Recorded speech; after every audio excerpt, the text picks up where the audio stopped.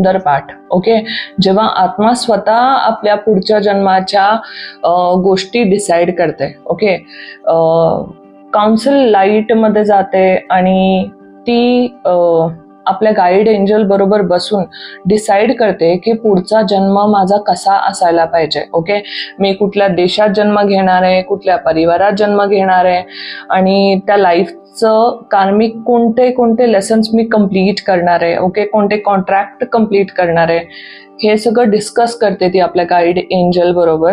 यामध्ये ती सोल स्वतः डिसाइड करते की मी कुठले चॅलेंजेस, कुठले हेल्थ इश्यूज, कुठले रिलेशनशिप इश्यूज मी फेस करणार आहे, कुठल्या घटना माझ्या जीवनामध्ये घडतील आणि त्याच्यातून मी काय शिकणार आहे. ओके, कुठला नातं निभवायला मी कुणाला विचार करते की कोणी माझं आई असावी, कोण माझे वडील असावे, कोण माझा शत्रू असावा.